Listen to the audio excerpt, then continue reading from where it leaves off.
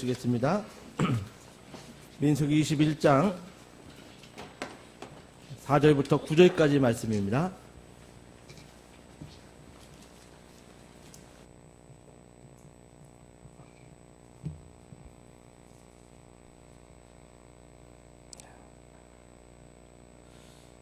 백성이 호르산에서 진행하여 홍해길로 조차 에돔 땅을 둘러 행하려 하였다가 길로 인하여 백성의 마음이 상하니라. 백성이 하나님과 모세를 향하여 원망하되 어찌하여 우리를 애굽에서 인도하여 올리쳐 이 광야에서 죽게 하는고 이곳에는 식물도 없고 물도 없도다.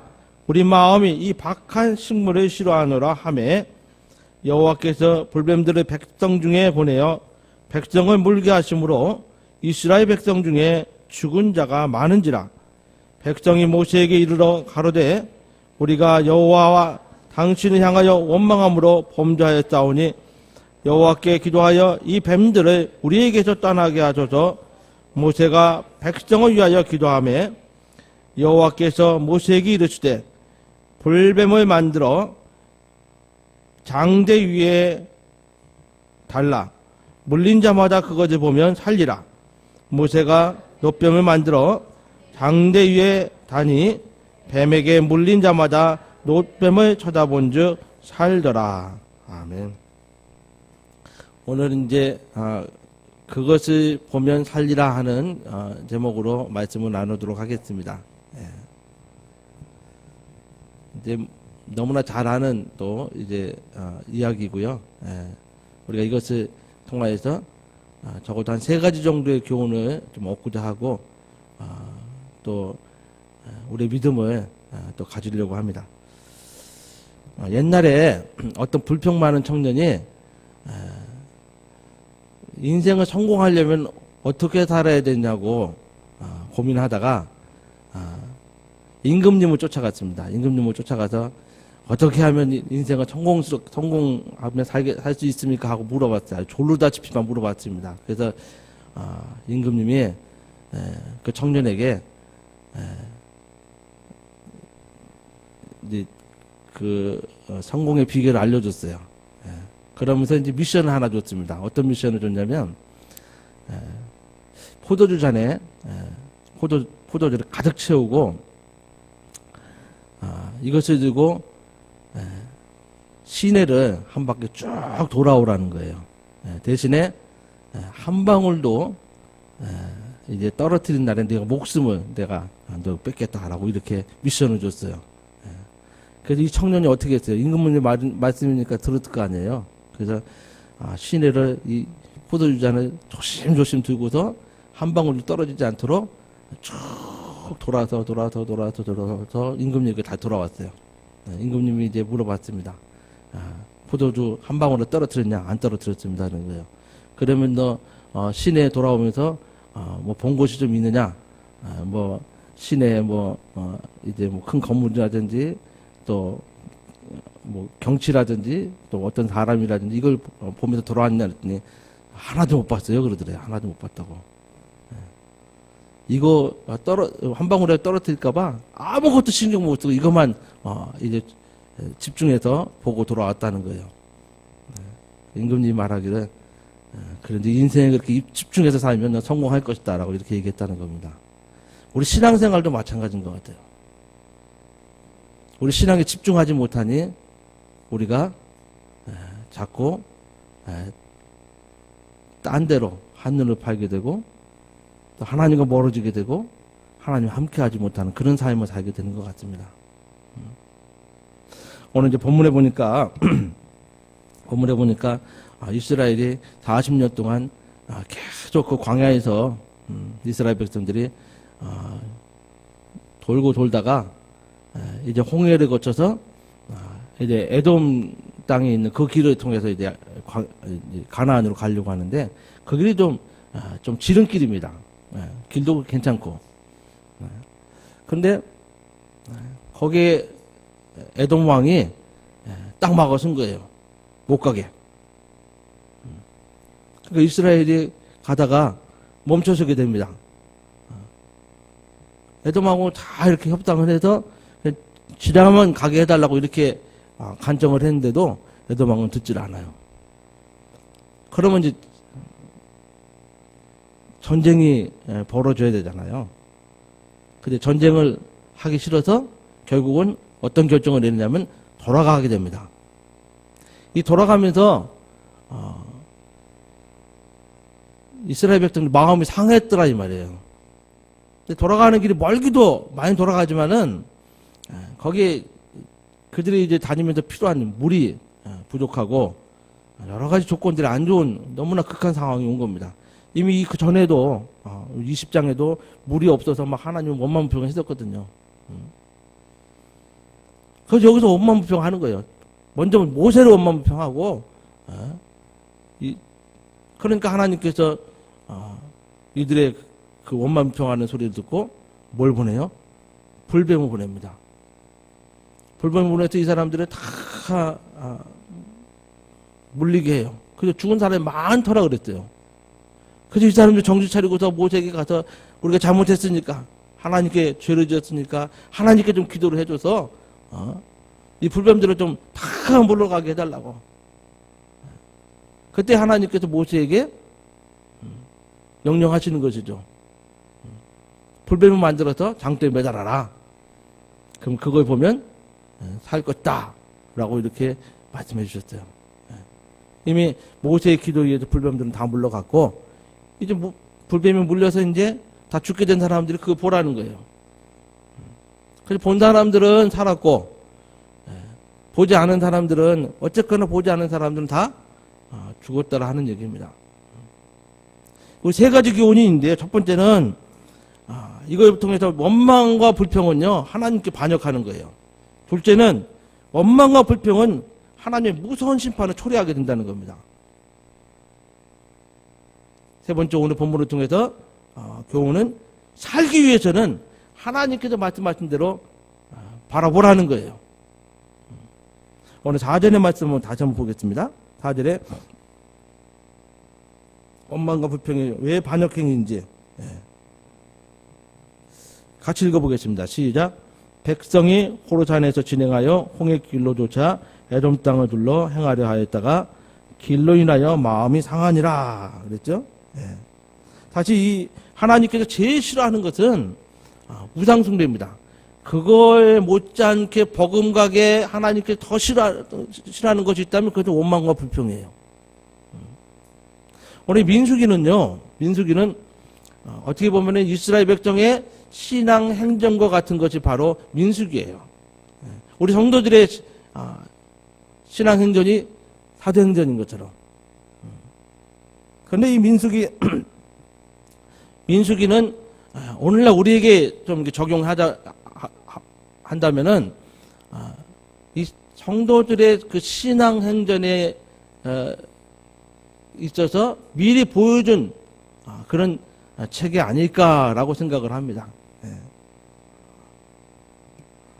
왜냐하면은 이스라엘 백성들이 그 하나님의 큰 이적과 하나님의 그 구원의 계획에 의해서 애굽을 탈출하고 하나님의 큰 역사 가운데 홍해를 건너고 광야에 와서 그들이 먹을 것이 없다 하나님께 만나를 공급받고 메추라기를 공급받고 그 다음에 물을 공급받았는데 이거 믿으면 안 가질래 안 가질 수 없는 거 아니겠습니까?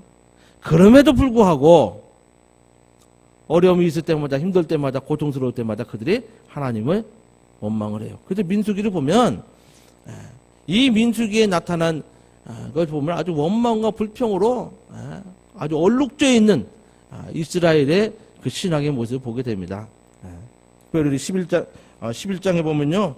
하나님을 원망하는 가운데 모세를 비방합니다. 그랬더니 그 모세를 비방하니까 거기에 하나님께서 그들에게 뭘 내려요? 하늘에서 불이 내려와요. 12장에 보면 미디암이 모세를 비방을 해요. 왜 비방하죠? 이방 여인을 택해서 결혼하니까 막 비방을 합니다. 그러면서 모세만 하나님께서 사용하냐? 우리도 미디암과 아론도 사용하지 않냐면서 막 비방을 합니다. 그때 미디암이 어떤 병에 걸려요? 하나님께서 그를 문둥병에 걸리게 하죠. 13장 14절에 보면은 13장과 14장에 보면 어떤 얘기가 나오냐면 정탐꾼을 가나안 땅에 들여보냅니다. 이 정탐꾼들이 가나안 땅 갔다 와서 하나님을 원망합니다. 그리고 이 백성들은 막 선동을 해요. 가나가지 않다 이거죠. 들어가면 우린 다 죽는다 이겁니다. 더 가서 16장에 보면은 고라, 우리 고라 아시죠? 고라의 일당이 하나님께 반역을 하잖아요. 하나님께서 그것을 심판하시는데 지진이 일어나게 땅에 갈라놓죠. 거기에 다 그들이 이제 빠져 죽죠. 20장에 보면은 마실 물이 없어서 하나님을 원망합니다. 오늘 본문의 21장에 드디어 이스라엘이 이 에돔 땅에 있는 그 길을 지나가지 못함으로 해서 하나님을 원망해요. 모세를 원망합니다. 그들의 마음이 심해서 하나님을 다 원망을 합니다. 그때 하나님께서 그들에게 불뱀을 내리셔서 그들의 그 불뱀에 의해서 심판을 받게 되죠. 사실 이 가나안 땅으로 가는 길이 지름길로 가면 좋겠지만은요, 사실 그렇게 갈 수 없게 되었잖아요. 우리 인생도 이처럼 늘 지름길이고 늘 하나님께서 인도하시는 그 길이 평탄하고 편안한 길이었으면 좋겠는데 그렇지 않은 경우가 많이 있잖아요. 이렇게 이럴 때 정말 자기들의 마음이 상하고 힘들 때 이때 필요한 것은 아마 인내라고 생각을 합니다. 또 기다림이라고 생각을 합니다. 근데 하나님에게는 하나님의 그 시간표가 있습니다. 저와 여러분들에게도 인생의 그 시간들이 계속 흘러가면서 시간표가 있는 것처럼 때로는 우리도 일을 성공하려면은 계획을 짜잖아요. 그래서 그 계획에 의해서 하나하나 실천해 나가죠. 그게 자기 시간표입니다. 하나님께도 자기의 시간표가 있어요. 하나님께 시간표가 있습니다. 근데 그 시간표는 우리하고 달라도 너무 달라요. 우리는 다급하고 당장에 하나님께서 이것을 들어주셔야 되는 그런 상황이 우리에게 있을 수 있을 것입니다. 그러나 그건 하나님의 시간표가 아니에요. 예를 들자면은 아브라함을 하나님께서 부르셨어요. 갈대우르에서 하나님께서 부르셨습니다. 그리고 하나님께서 그를 가나안 땅에 들기까지 약속한 땅에 가기까지 그가 또 그 과정에 이제 하나님 약속하신 그 자손 얻기까지 몇 년이 걸렸냐면 25년이 걸렸어요. 그 25년씩 갈 거리도 아닌데. 또 모세를 하나님께서 부르셨을 때 이스라엘 백성들이 그 애굽의 노예로 살 때에 하나님께서 모세를 부르시기 전에 그 고통의 소리를 들었습니다. 그들의 기도를 들었습니다. 그래서 하나님께서 모세를 태어나게 하시고 그리고 모세를 하나님께서 사용하시려고 해요. 그가 애굽의 왕자로 40년을 살죠. 그리고 거기서 자기 백성들의 자기의 정체성을 알고 자기 백성들의 그 사정을 알고서 자기가 어떻게 해보려고 하다가 그만 살인을 하죠. 그것으로 인해서 그는 쫓겨서 미디안 광야로 갑니다. 거기서 40년이에요. 모세를 하나님께 모세를 들어서 이스라엘 백성을 구원하는 그 계획에도 80년이 걸립니다. 하나님의 시간표는 이렇습니다.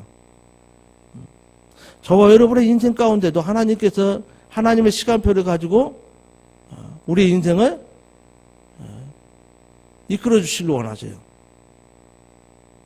근데 우리의 생각과 너무나 다른 것입니다.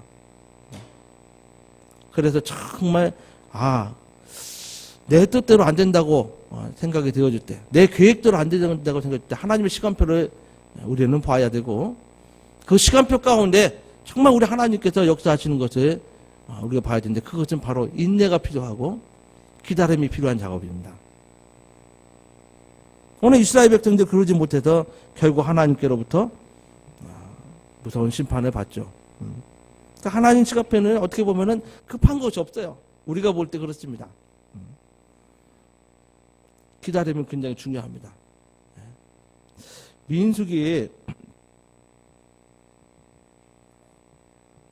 14장 34절의 말씀 한번 같이 찾아서 보시겠습니다.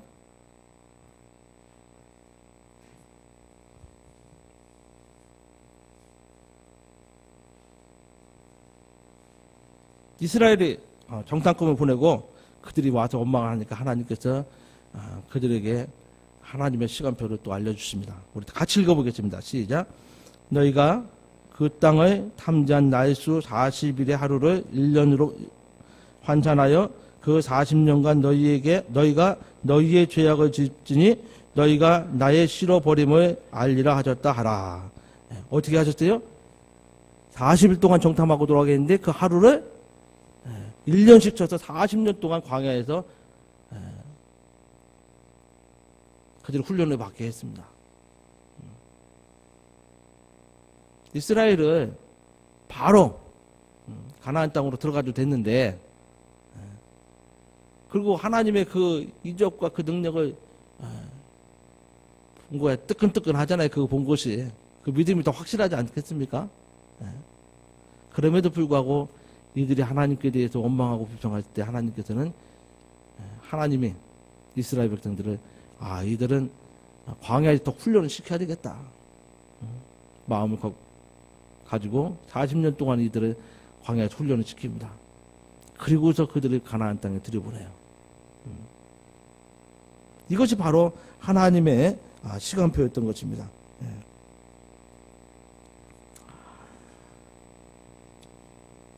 오늘 두 번째로 이제 교훈은 우리가 교훈을 얻어야 되겠지만 원망과 불평은 곧 하나님의 그 심판을 초래한다는 것이죠. 5절의 말씀 한번 다 같이 또 보시겠습니다. 같이 읽어보겠습니다. 시작. 백성이 하나님과 모세를 향하여 원망하되 어찌하여 우리를 애굽에서 인도하여 올려서 이 광야에서 죽게 하는고 이곳에는 식물도 없고 물도 없도다. 우리 마음이 이 박한 식물을 싫어하노라 하매. 여기 보니까요, 하나님께서 그 많은 사람들을 먹여 살렸잖아요. 만나를 주셨잖아요. 만나를. 근데 그걸 뭐라 그랬어요? 박한 식물이라 했대요. 박한 식물. 하나님 원망하다 보니까 이런 하나님의 큰 역사를 이렇게 표현을 합니다. 또 6절 한번 보세요. 그래서 결국은 어떻게 됐어요? 같이 시작. 여호와께서 불뱀들을 백성 중에 보내어 백성을 물게 하심으로 이스라엘 백성 중에 죽은 자가 많은지라. 이렇게 심판하십니다. 불뱀은요, 그 광야, 아라바 광야에 있는 독사들이 바로 이 불뱀들입니다. 이게 상징적인 것도 하지만은 실제로 있는 뱀들이에요. 이게 한번 물게 하면 독이 얼마나 맹독인지 한번 물면 그 자리에서 이제 열이 막 오르면서 그 하루 안에 즉사를 하게 됩니다. 그래서 광야에서 원망하던 사람들이 뭐라고 그래요? 우리를 이렇게 끌어내서 이렇게 고생을 시키고 이렇게 어려움을 겪게 하니까 하나님께서 우리를 죽이려고 하는 거 아니냐 라고 이렇게 원망을 했거든요. 하나님께서 그대로 그 말을 들어주세요. 그리고 불뱀을 보내서 그들이 그렇게 원망하는 자들을 하나님께서 죽게 합니다. 그래서 이들이 정신 차리고 이제 하나님께 가서 이제 용서를 빌죠. 그래서 모세에게 가서 우리를 위해서 기도 좀 해달라. 그래서 모세가 하나님께 간절히 기도하니 뱀은 다 물러가게 됩니다. 하나님께서 왜 이렇게 원망과 불평을 싫어하실까요? 이것은 바로 하나님을 향한 불신앙이고, 그리고 이스라엘의 어떤 그 백성들, 그 공동체에 있어서의 그냥 치명적인 해가 됩니다. 뿐만 아니라 이 개인에게 있어서는 그 심령에 낙담케 하는 무서운 독이 되기 때문에 원망과 불평을 하나님께서 싫어하시는 거예요. 저와 여러분이 정말 인생을 살아가면서 원망과 불평은 할 것입니다. 또 때로는 그렇게까지 막 심하게 안 하더라도 푸념이나 체념도 하게 될 것입니다. 근데 그걸 하다 보면요, 마치 하나님이 없는 것처럼 내가 이야기를 하게 돼요. 하나님께서는 왜 이렇게 우리를 어렵게 만드셨냐라고 이렇게 직접적인 얘기하지 않아도 그런 식의 이제 푸념을 우리가 늘어놓게 됩니다. 성경은 우리에게 말 실수가 있을 것이라고 얘기를 합니다. 그러나 만약에 말에 실수가 없는 자라면 온전한 사람이라고 야고보서 3장 2절에 말씀하고 있죠. 그래서 성경은 우리에게 이야기합니다. 아무리 힘들고 어려워도 핍박이 와도 죽을 것 같아도 감사하라는 거예요. 긍정적으로 말을 하라는 겁니다. 하나님께서 우리가 말한 대로 이루어 주신다는 거예요. 세 번째로 우리가 이제 교훈을 얻을 것을 살기 위해서 노뱀을 보라는 것입니다. 7절의 말씀 한번 다 같이 또 읽어보겠습니다. 시작. 백성이 모세에게 이르러 가로되 우리가 여호와와 당신을 향하여 원망함으로 범죄하였사오니 여호와께서 기도하여 이 뱀들을 우리에게서 떠나게 하소서. 모세가 백성을 위하여 기도하매 8절도 읽겠습니다. 여호와께서 모세에게 이르시되 불뱀을 만들어 장대 위에 달라 물린 자마다 그것을 보면 살리라. 그걸 본 자마다 그래 결국 살게 되죠. 이 노뱀을 바라보라는 그 모세의 소리를 들은 자들이 본 자들은 다 삽니다. 그러나 보자 하는 자들은 다 죽어요. 그런데 보니까 다 보지 않은 것 같아요. 그래서 죽은 자들이 속출한 것 같습니다. 왜 안 봤을까요? 아이, 설마 그거 본다고 살겠냐 이거죠. 약이나 혹은 치료가 필요한 거지. 노뱀을 만들어서 만들어 놓은 그 장대를 본다고 그 위로 쳐다본다고 살겠느냐 하는 믿음이 없는 자들은 다 죽은 거예요.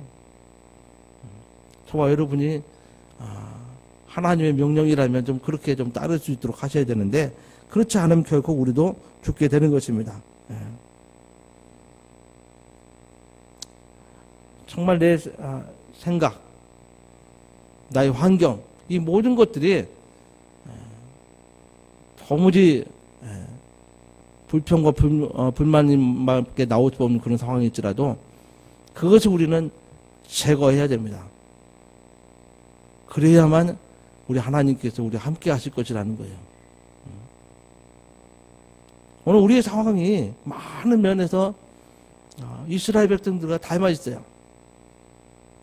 우리의 잘못인지 우리의 잘못 아닌지는 모르겠지만은 그럴지라도 우리에게는 늘 하나님을 바라보고 하나님 명령대로 살아가며 참으로 긍정적이고 감사하는 그런 말을 해야 함을 우리에게 교훈합니다.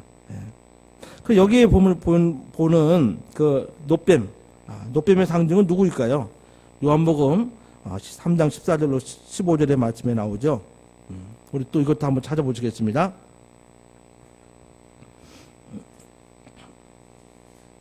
요한복음 3장 14절과 15절.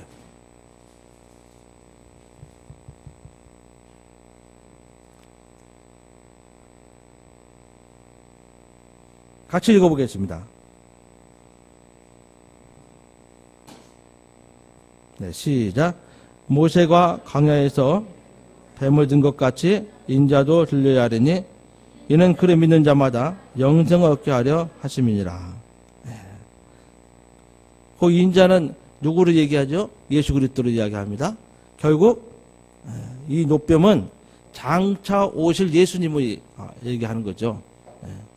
그래서 제가 설교를 준비하다 보니까 예수님 뱀인가? 이게 걸리는 거예요. 이게 우리 성도님들은 어때요? 말이 안 되죠. 근데 사실 예수 그리스도를 상징하는 것이 노뱀이냐 이겁니다. 왜 많고 많은 짐승 중에 하필이면 또 뱀으로 상징했을까? 근데 여기에 저는 이제 중요한 은혜가 있다고 생각을 해요. 이스라엘 백성이 불뱀에 물려 죽었잖아요. 근데 이 불뱀은 뭘 상징하냐면 하나님의 이스라엘 백성을 향한 징계의 도구입니다. 그리고 이스라엘 백성의 그 실존의 그 도구로서 상징하는 겁니다. 이건 약간 설명이 필요한데, 놋뱀에 달린 이유를 이제 좀 생각해 보려고 하는데요. 먼저는 이스라엘 백성들이 하는 짓이 꼭 뭐 같아요? 뱀 같아요. 그래서 이스라엘 백성들의 어떤 상징하는 그런 도구가 이 뱀이 아닐까 생각을 합니다. 뱀이 이제 뱀에 대해서는 뭐 우리가 본대로 설명하자면 혀를 낼름낼름 거리면서 하나님을 찬양하는 것 같지만 한편으로 하나님의 은혜를 망각하게 하고 원만부평하게 그런 것에 사로잡히게 하는 것이 뱀의 속성이거든요.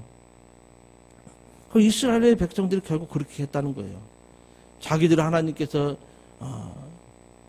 이적으로 역사하실 때는 찬양하고 하나님께 영광을 돌리는 것 같은데 막상 어려운 일이나 목숨의 위기를 느낄 때마다 하나님 원망불평해요.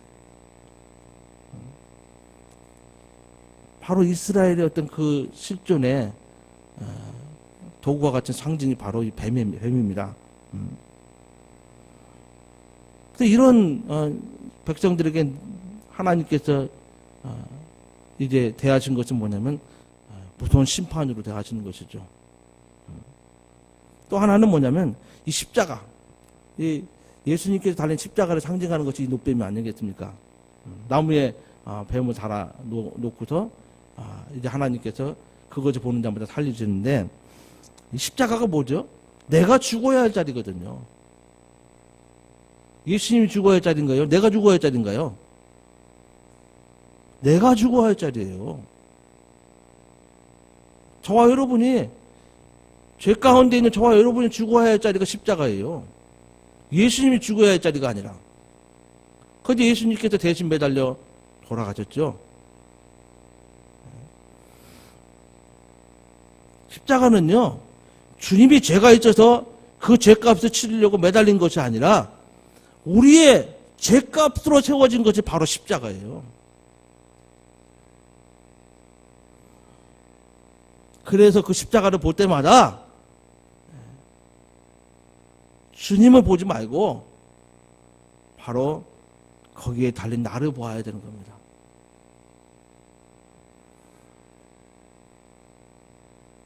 모세가 매단 놋뱀은 십자가에 달린 바로 나, 옛사람을 보아야 되는 거예요. 옛사람.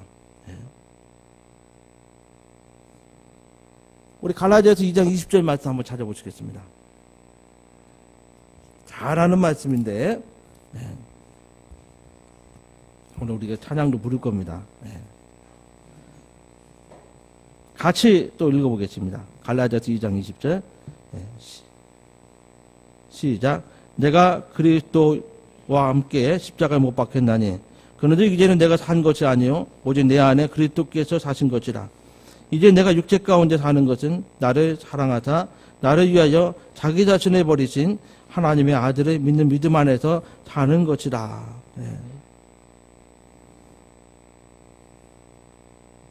그래서 우리가 참으로 십자가를 볼 때에 물론 우리의 죄를 담당하셔 죽으신 예수님께서 거기 먼저 우리가 투영돼서 나타나겠지만은 사실은 예수님과 함께 우리 옛사람을 못 박아 죽였다는 것입니다. 그래서 5장 좀 넘어가서 5장 24절의 말씀 한번 또 보시겠습니다. 5장 24절 시작. 그리스도 예수의 사람들은 다 같이 읽겠습니다. 시작. 그리스도 예수의 사람들은 육체와 함께 그 정욕과 탐심을 십자가에 못 박았느니라. 그렇죠? 저와 여러분의 그 정욕과 탐심을 십자가에 못 박았다. 사실은 이 욥뱀은 예수님 말하기보다는 너희 하나님 앞에 원망 불평했던, 하나님 앞에 불신앙했던 그 사악한, 과거는 이스라엘 백성인지 모르겠지만 오늘날은 나예요. 나를 상징하는 겁니다.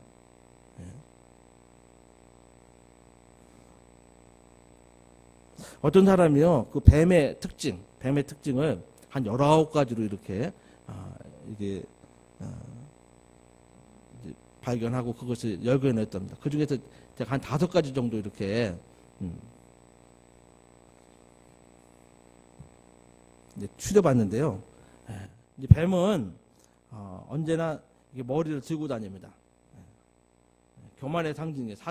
사단처럼, 교만한 것이 바로 뱀이랍니다.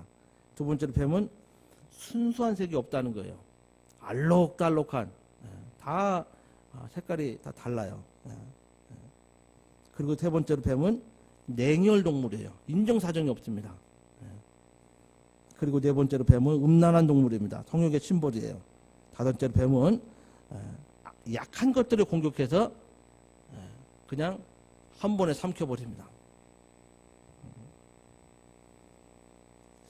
근데 이와 같은 속성이 저와 여러분에게 다 있다는 거예요. 인간에게 있다는 겁니다. 이것을 다 죽여야, 십자가에 매달아야 한다고, 그래야 우리가 산다고 말씀하시는 거예요. 그래서 십자가를 바라보라는 겁니다.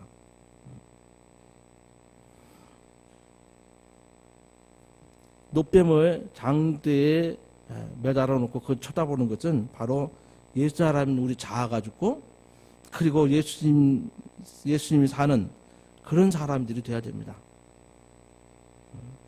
그래서 십자가를 볼 때,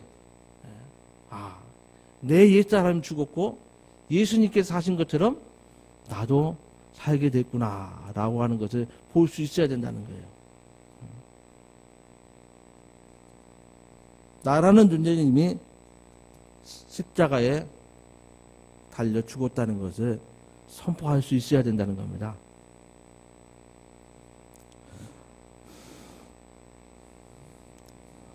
자, 한번 따라해 보세요.